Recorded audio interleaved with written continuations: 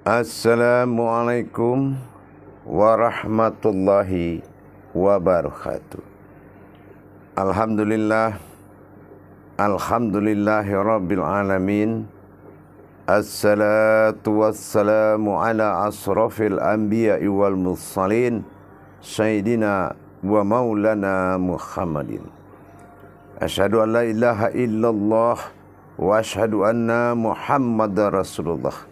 Allahumma salli ala Sayyidina Muhammadun musahabihil wal ikram ya wal jalil wal ikram. Alhamdulillah para jemaah sekalian, bertemu lagi dengan saya Guru Mursyid Syekh Nur Muhammad Buya Irwan Maulana Al-Khalidi dalam channel Buya Pasaman Timur, Sumatera Barat, Jakarta. Alhamdulillah, bersyukur kita kepada Allah dengan menyebut Alhamdulillahirabbil alamin atas segala limpahan karunia, rahmat dan hidayahnya, serta dengan izinnya juga kita dapat menjalankan, beramal dan beribadah dunia dan akhirat, lahir dan batin. Bersalam kita tidak akan pernah kita lupakan, marilah kita sampaikan kepada junjungan kita Nabi Allah, Nabi al-akhirul zaman, Rasulullah Muhammad sallallahu alaihi wasallam. Atasnya kalimahnya dengan kita kalamkan, Allahumma salli ala Sayyidina Muhammad wa ala ali Sayyidina Muhammad. Subhanallah. Pada kesempatan yang dimuliakan Allah ini, tidak henti-hentinya kita belajar, meningkatkan iman dan takwa kita kepada Allah, tentunya dengan segala pelajaran-pelajaran hakikat, tarekat dan ma'rifat, dengan tujuan berderajatlah hendaknya diri kita beribadah kepada Allah dengan kepantasan dan kepatutan. Untuk itu malam ini saya akan berbagi wawasan tentang sebuah hakikat Allah pada diri kita yang bernama hakikat nahu.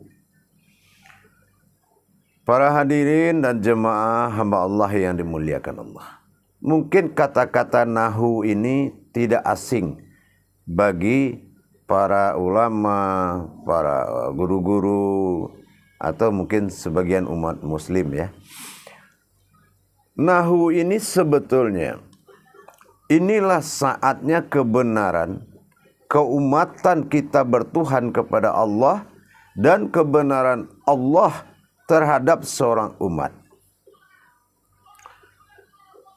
Di dalam kalam tasdik, yaitu kalam yang dikatakan qudsi Allah, ada kalam yang dimuliakan subhanahu wa ta'ala. Nah, ini adalah waliul wujud dalam tingkat perwalian wujud Allah pada diri kita. Perwalian derajat, perwalian hakikat, perwalian tarekat, dan perwalian ma'rifat. Perwalian Allah pada diri, keakuan datangnya pada diri, dan keakuan Allah patang pada sifatnya Allah. Berkata Allah pada aku, berkata juga umat pada aku. Tapi dua-duanya diakui oleh Allah setelah seseorang itu sudah mengkaji kodratnya terlebih dahulu. Kodrat Allah, kodrat dirinya, kodrat Allah semata. Dalam hal ini para jemaah sekalian, kalau sudah kalam daripada perwalian tadi, sifat nahu, contoh apa? Dari kaji dari sifat wujud pada batin tersirat pada hakikat rohani kita, yaitu berkodrat Allah pada Muhammad bernama zat atau rohani, dan berkodrat Allah pada nur pada Adam berwaris kepada Muhammad, yaitu sifat Adam pada jasmani. Di sini kan kalau kita kaji dua hakikat zat dan sifat ini, hakikat mewujud pada Allah disebut zat, hakikat wujud daripada Allah disebut sifat. Kenapa terjadi dua perkara ini, antara keakuan diri manusia dan keakuan dirinya Allah. Ini yang harus kita tuntaskan. Adakah yang harus tenggelam dalam pengakuan? Karena qiyamuhu binafsihi. Allah itu berdiri sendiri. Artinya apa? Tidak mungkin ada pengakuan lain, keakuan lain di sisi Allah. Tetapi ada kalamnya bernama hu dan na. Ini kan kita cari, kita telusuri tauhidnya. Kenapa terjadi keakuan pada sifat Allah dan ada keakuan pada sifat maujudnya? Nah, kalau memang pengkajian diri ini sudah tingkat kepada maujudnya Allah. Apa yang dikatakan maujudnya Allah? Wujud Allah pada batin, maujud Muhammad pada rohani. Nyatalah Adam pada jasad, inilah nurani. Ini boleh dikatakan maujud. Setelah apa? Diri sifat menguasai diri pada rohani dan nurani kita. Kalau nurani dan rohani itu sudah dikuasai oleh diri Rabbani, maka lenyaplah dalam sifat daripada diri yang halus. Ini disebut dengan ayan sabita. Maka lenyaplah dia dalam diri yang halus yang tidak boleh disebut zat dan nur. Maka di sini akan diambil alih oleh Allah dengan rohani, rohnya aku, nurani, nurnya aku. Nah, inilah dasar kita mengatakan itu dia. Setelah adanya dia, berarti disinilah pemahaman daripada penjagaan dua alif tadi. Namanya alif itu kan tidak berbeda. Tapi nama pada prinsip kodrat, dia akan melahirkan kodrat yang berbeda. Tapi dalam satu asma. Satu asma, satu husna. Disinilah terjadinya kata aku pada Allah bernama hu dan kata na bagi sifatnya bernama rohani.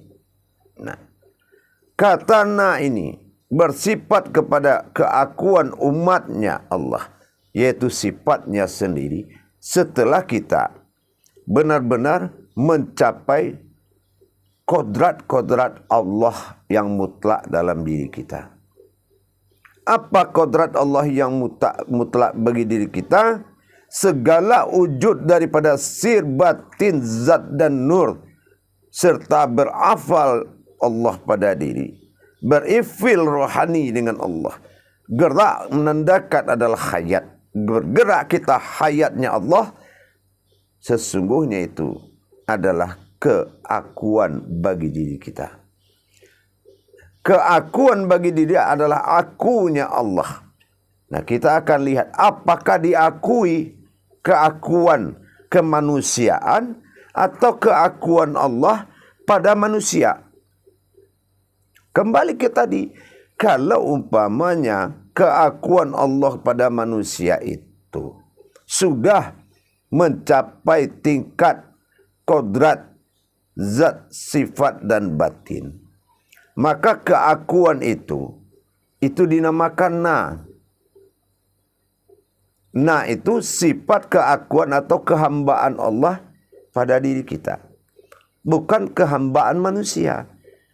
Yang dihilangkan keakuan kita itu adalah kehambaan kita, keumatan kita yang tidak pantas. Ada bahasa na di dalam keakuan Allah. Bahkan berusaha kita menghilangkan keakuan. Keakuan mana yang kita hilangkan? Keakuan adalah kesifat daripada muntahar daripada diri, atau dikatakan sifat banyak kehendak. Ada jabarut pada diri kita yang bersifat pengembangan akal, nafsu, keinginan, kehendak apa saja, yang berakhir dengan muaranya dunia, muaranya perkawinan. Itu bersifatlah Tuhan pada diri, bukan keakuan kita.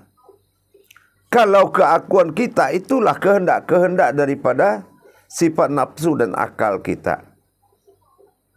Tapi diakui oleh Allah Ada keakuan aku di dalam hambaku yang boleh menyebut nak. Asal dia katakan naknya dia itu aku, hunya aku, akunya aku. Contohnya apa? Rabbana, ya Rabbi aku, ya Tuhanku. Rabbina, Rabbana, ya Rabb, ana, wahai penguasaku. Rabbana, atina. Tapi yang dalam makom apa? Dalam makom bermarifat kepada Allah tentang kehakuan sifatnya Allah pada diri, bukanlah keakuan kita. Maka dikatakan sesungguhnya aku dan aku, engkau dan aku itu beda. Kalau aku dan adalah aku, sesungguhnya aku adalah aku. Dan bertakwalah kepadaku. Nah, sifat Tuhan dalam na, sifat Tuhan dalam hu, itu adalah pernyataan ketuhanan dia. Maka dikatakan subhanahu wa ta'ala. Mengkaji zahir-zahirnya Allah, mengkaji batin-batinnya Allah, mengkaji kodrat-kodratnya Allah.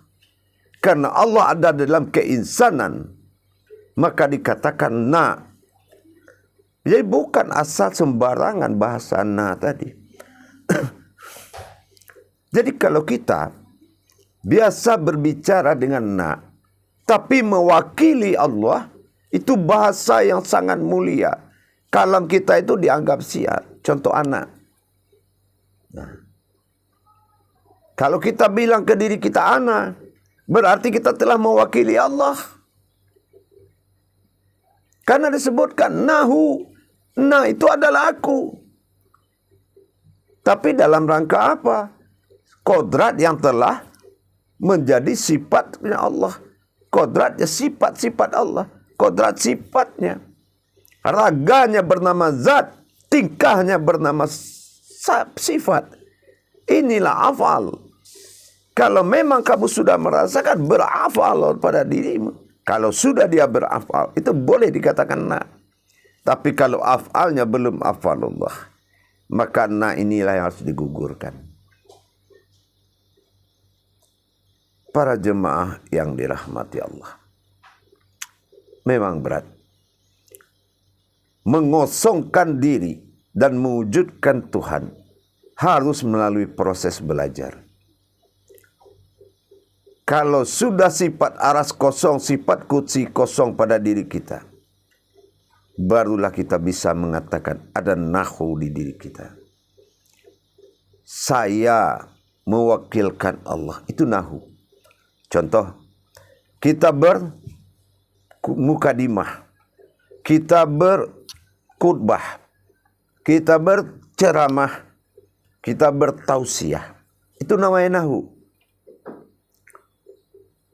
Nah saya, makanya kita tidak boleh penyampaian tausiah itu berkaitan dengan keluar daripada kodrat nahu tadi. Tidak mungkin Allah bilang, kampung sebelah orang yang bagus-bagus, kampung sini kurang nggak bagus. Yang biasa ambil muka. Itu tidak nahu. Yang nahu itu waliul wujud. Orang yang mewakilkan wujudnya, adanya Allah. Karena adanya Allah, ada kalamullah. Itu nahu. Aku yang bicara atas nama akunya Allah. Makanya nahu wa ta'ala. Nahu itu adalah bertakwa kepada Tuhan. Tingkat ibadahnya sudah takwa. Tingkat umatnya adalah orang-orang yang sudah mutakin. Mutakin, dia sudah bisa mewalikan Allah, menyampaikan kebenaran Allah kepada sesama. Bukan sembarangan kita bilang anak. Kalau dalam kebiasaan bahasa-bahasa sunnah sekarang, aneh. Nah, meskipun ini tidak ada sebetulnya di dalam lapat-lapat dalil-dalil Allah. Satu kata pun tidak ada ejaan ini dalam Al-Quran. Tapi bolehlah tasal maksud hakikatnya menuju anak. Anak. Nah, kalau ke orang, keluar dari diri boleh. Ente. Jangan sama satu. Tidak satu lagi E-nya. Dua malah. Ente atau anta. Tapi anta jatuh ke dalam sifat ibadah. Karena itu biasa dipakai kepada Allah. Allahu anta ilallah. Itu di zaman para nabi masih mengatakan anta.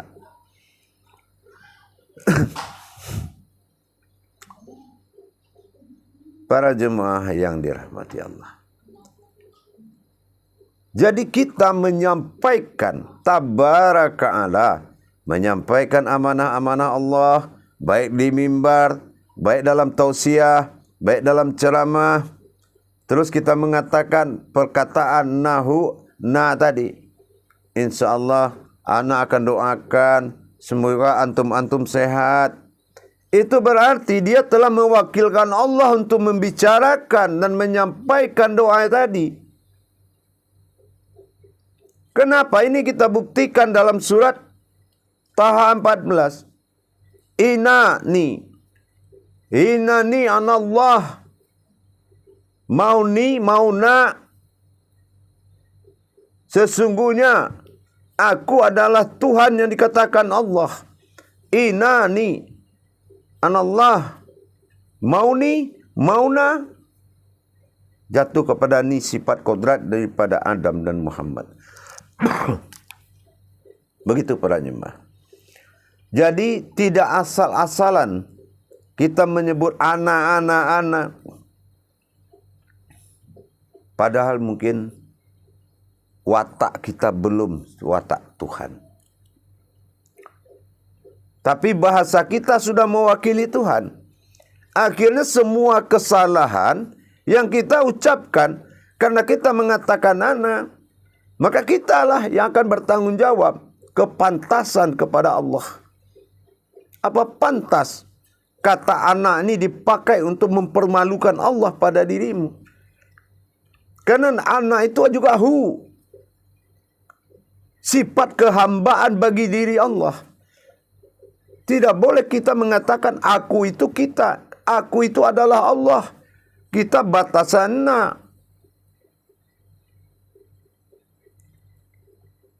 Para jemaah yang dirahmati Allah.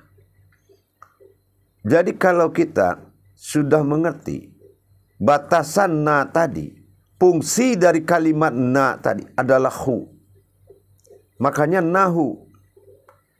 Nah, kalau orang-orang tua-tua dulu ada ilmu nahu. Ilmu nahu itu adalah ilmu waliul wujud. Ilmu dalam perwalian adanya Allah.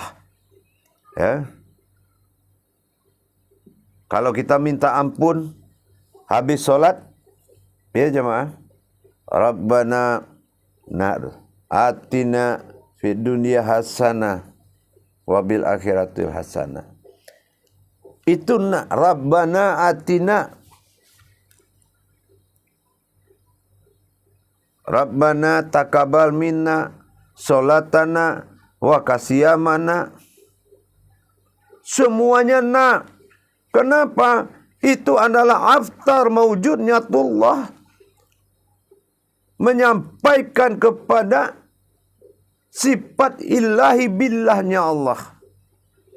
Berdoanya sebuah utusan Allah kepada Allah yang disebut dalam maqam billah. Rabbana taqabbal minna salatana wa qasiyamana wa ruku'ana wa sujudana wa qu'udana wa rabitana lillahi rabbil alamin. Nah, semua terus kita pakai dalam keseharian. Bicara anak. Tapi perbuatan kita apa sudah mewakili Allah? Sifat-sifat tindak tanduk kita. Apa kita sudah mewakili Allah? Atau kita mempermalukan Allah? Atau kita gaya-gayaan, Arab-Arapan? Sampai bahasanya mengalahkan orang Arab aslinya. Bukan masalah, tetapi adabnya hati-hati.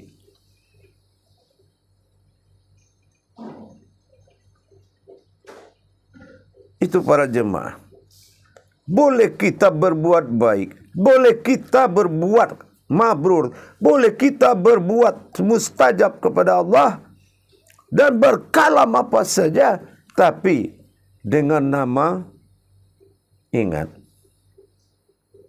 dengan nama, mewakili namanya Allah, mewakili dirinya Allah, mewakili kodratnya Allah, dengan sebutan na.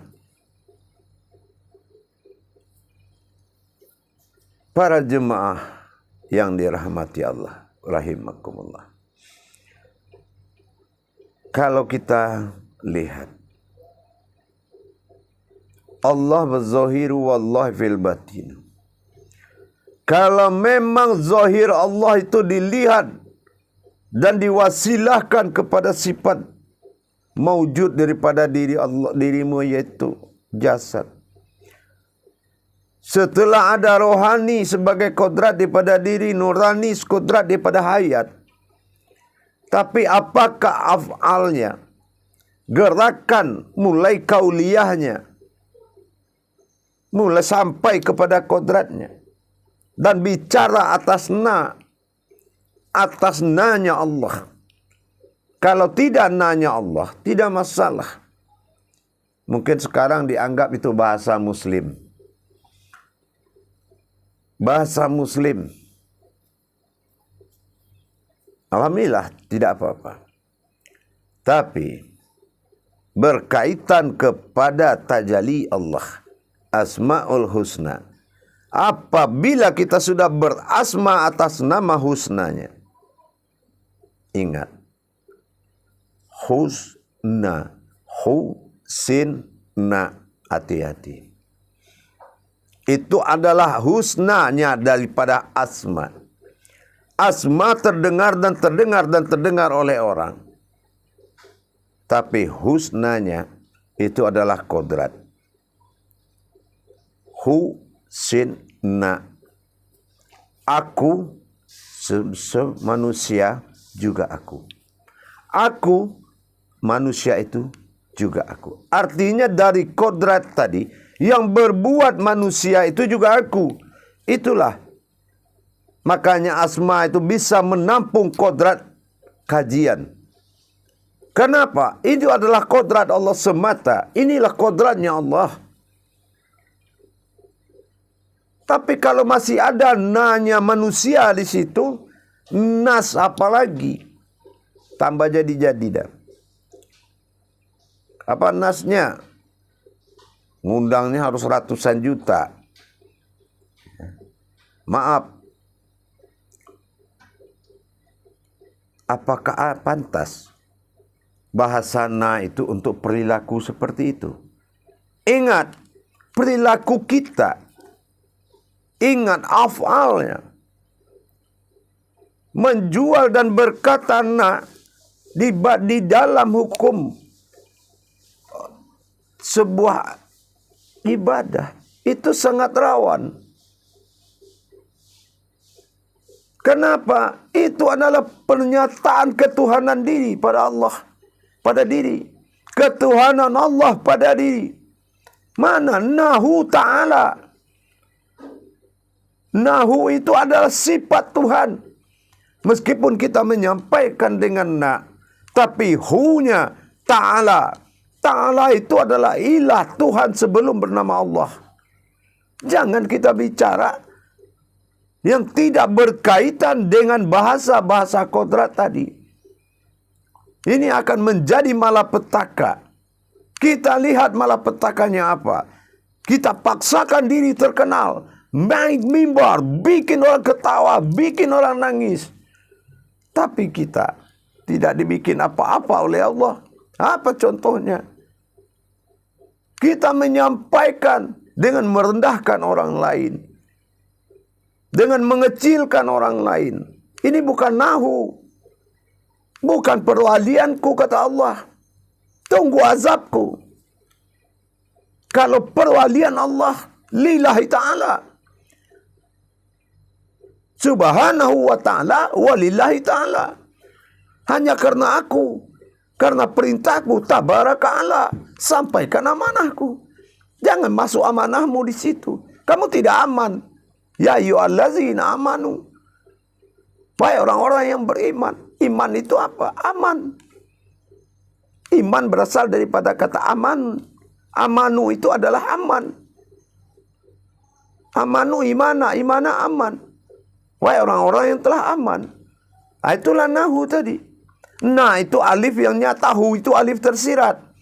Sekarang saya tanya, alif tersirat di luar alif yang nyata apa di dalam alif nyata? Itu yang nahu. Apakah alif yang tersirat dengan tersurat berpisah posisi kodratnya? Atau alif yang nyata itu, yang tersirat itu ada di dalam yang nyata? Kalau dia tidak ada di dalam alam yang nyata, bukan subhanahu wa ta'ala, pernyataan ketuhanannya pada diri kita, ta'alanya, dengan adanya waz-zahiru alal batin. Mana waz-zahiru? Alif nyata pada jasad. Mana yang dikatakan wal batinu? Alif ada di dalam yang nyata. Itu nahu. Jadi bukan main-main berbahasa ana. Tidak muka sudah itu. Panjangin jenggot. Pasang ini. Yang mahram semua. Benar-benar penampilan kita. Tapi ingat. Allah tidak melihat perbuatan baikmu. Tapi Allah melihat ketakwaanmu. Takwa itu apa? Wattaqallahu wa ilmukumullah. Sudahkah kamu bertakwa kepada Allah dengan ilmunya? Menjadi perwalian Allah. Menjadi suatu perbuatan tabaraka Allah. Menyampaikan amanah Allah. Dengan bahasa ana. Memiliki resiko yang tertinggi. Harus benar-benar perwalian Allah. Wahidatul wujud. Waliul wujud. Seorang wali. Seorang perwakilan Allah dalam menyampaikan kajian kepada umat. Tidak mudah para jemaah. Jangan halalkan segala cara, tapi masuklah ke cara yang halal. Kadang-kadang miris hati kita. Kenapa miris? Mulai-mulai kita terkenal, ada aja yang bikin jatuh. Mulai-mulai orang mencium tangan kita, di situ keruntuhan semakin tinggi. Kesombongan.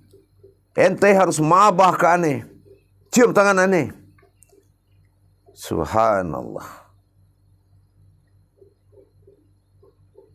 Makanya, orang yang telah merasa besar di jalan Allah adalah orang yang memperkecil kodrat Allah pada dirinya. Allahumma astaghfirullahaladzim. Para jemaah yang dirahmati Allah. Tingkat kebenarannya kita sampaikan kepada umat sesuai perintah Allah. Jalur syariat, jalur hakikat, jalur tarekat, jalur ma'rifat. Bukankah tarekatul ilallah? Bukankah jalan itu menuju Allah?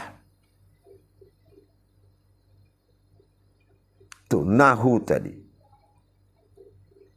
Pernah saya mendapatkan pertanyaan dari beberapa Muslim yang mengunjungi saya.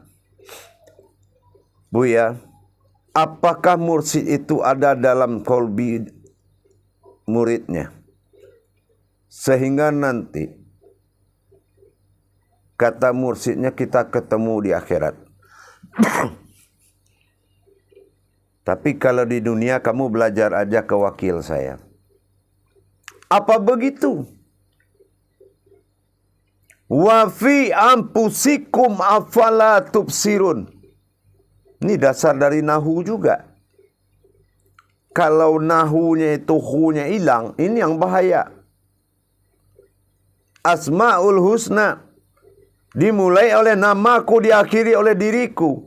Kalau kita menyebut na, berarti kita menuju mengatakan dirinya Allah atas nama diri Allah. Husna. Karena kita bicara bersifat asma, berkehendak dia bersifat dalam berkodrat sebagai husna. Sehingga terus kami enggak pernah lagi ketemu mursyid kami. Sehingga kami jadi ragu. Waktu datang kita diterima. Terus ambil persyaratan untuk menuju akhirat. Nanti ketemu di akhirat. Guru mana? Ya nggak datang lagi. Dia sudah duluan ke akhirat. Subhanallah. Ini juga pemahaman yang merusak kepada umat. Kenapa? Tugas ulama itu menyampaikan kebenaran Allah baik secara sahadah atau langsung dengan melakukan perbuatan amaliyahnya, ibadahnya, zahir batin, tafakur, tazakur, takharub. Laksanakan dan awasi mereka, marifat mereka. Jangan sampai marifat mereka dimasuki oleh makhluk sehingga hantu dan Tuhan itu sudah membedakan. Ini tugas para guru. Jangan dibekali dengan wiritan, terus mereka dibekali dengan persyaratan yang banyak dan menjamin kondisi mereka. Sementara mereka dibiarkan mengamalkan dan mengulang-ulang apa yang kita kasih dan tidak lagi bertemu dengan dia. Paham dari mana? Kenapa mereka kesulitan? Banyak yang mendatangi saya seperti itu para jemaah. Subhanallah. Alhamdulillah. Mudah-mudahan Allah berkahi semuanya. Allah tunjukkan mereka jalan. Allah ampunkan dosa mereka. Kenapa? Allah fi awal wallah fil akhirun. Apapun asalan jalan. Kalau sudah tarekat, sudah jalan, jalan itu menuju tujuan. Apa dari sebuah jalan, apa dari tarekat tadi adalah jalan. Makanya harus ada cara menuju perjalanan tadi. Ketemu jalan tapi tidak bisa menjalankan diri. Itu harus ada tasawufnya. Tasawuf ini suatu perjalanan tarekatul ilallah, yaitu berjalan menuju Allah. Nah, Allah mana yang dituju? Harus ada pemahaman tauhid. Karena tauhidlah yang bisa makomnya menunjukkan mana Tuhan, mana diri. Jadi tidak berhenti di situ, baru di jalan gurunya hilang. Nah ini nahunya. Mana yang na, mana yang hu. Akhirnya tinggal na. Hu-nya tidak disertai. Tidak ada yang menyertai na. Jadi begitu para jemaah. Kita di dalam menyampaikan amanah Allah, kaji nahu itu harus kuat. Dalam ilmu tauhid, nah itu berprasangka dan berkalam setelah Allah ilah menjadi Allah bersifat aftar. Dan hu itu adalah awal diri, adalah Tuhan bernama ilah, belum lagi bernama Allah, tapi dia yang masih bernama ilah. Karena ilah itu la ilah, tidak ada Tuhan karena dia belum menjadi Tuhan. Dan aku sudah ada di situ. Di masa dia beraku ke dirinya, ilah itu belum terjadi. Makanya la ilah, tidak alam Tuhan tapi alam aku. Ha, baru dia. Ha, ah, ilah, ilallah. Ilah membuat kodratnya Allah. Ilah menjadikan Allah. La ilaha illallah. Itu pemberian daripada ketuhanan, yaitu asmanya. Itulah terjadinya hu dengan na. Annahu. Contoh satu lagi. Afdalu zikri fa'alam annahu la ilaha illallah. Afdalur zikri, afdolnya sebuah zikir. Fa'alam annahu. Setelah dia kenal mana yang anna, mana yang hu. Setelah anna itu hu. Setelah mengenalku annahu la ilaha illallah. Mana ilah, mana Allah. Mana sifat alif tersirat dan alif yang nyata. Mana kata ilah, mana kata Allah. Mana yang zahir, mana yang batin. Mana yang wujud, mana yang maujud. Nahu. Bukan sebuah nama ilmu dan aliran. Itu adalah kodrat ma'rifatullah yang sebenarnya. Contoh kita mengaji. Kita berikan pengajian. Itu, kalau memang itu tabaraka Allah, berarti adalah bersifat nahu. Kita menyampaikan atas nama keakuannya Allah. Karena datang aku ditunggu aku.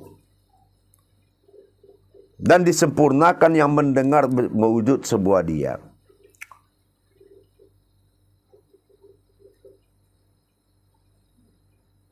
Para jemaah yang dirahmati Allah. Tidak akan henti-hentinya kita mencari kebenaran kepada Allah Subhanahu wa ta'ala.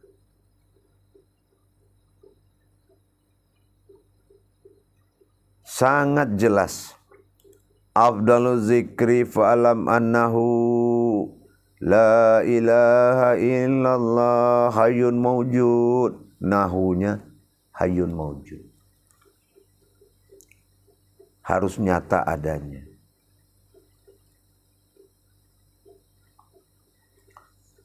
Baik para jemaah, ternyata marilah kita sama-sama berbuat kebenaran di jalan Allah dengan moto kebaikan. Kenapa? Benar itu pasti baik. Baik itu belum tentu benar. Insya Allah, marilah kita sama-sama saling mengisi, saling menimba ilmu untuk mendapatkan peningkatan iman dan takwa kita. Agar derajat kita sudah pantas untuk beribadah kepada Allah. Agar makbrur semua ibadah. Agar mustajab sebuah ilmu. Agar barokah hayat kita.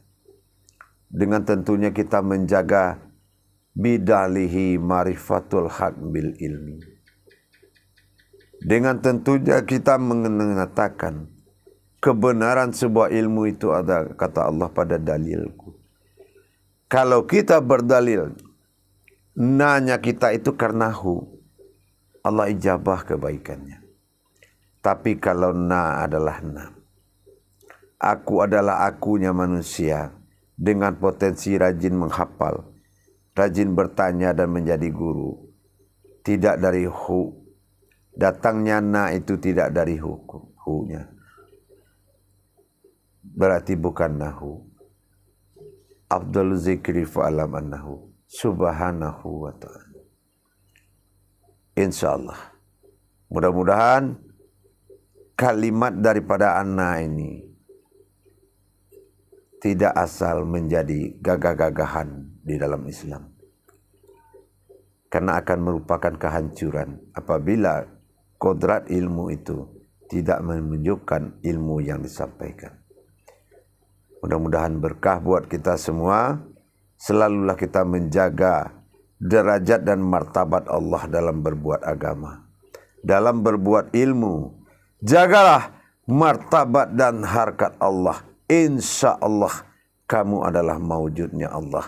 Jangan, tidak pernah ada kesusahan bagi orang yang mencari keridhoannya Allah. Tidak ada dosa bagi orang yang mencari keridhoannya Allah. Tapi banyak sekali dosa orang yang mempermainkan jalan-jalannya Allah. Ingat, makom daripada ilmu menentukan derajat daripada diri. Barakallahu ya karim. Akhirul kalam, wabillahi taufiq wal hidayah. Wassalamualaikum warahmatullahi wabarakatuh.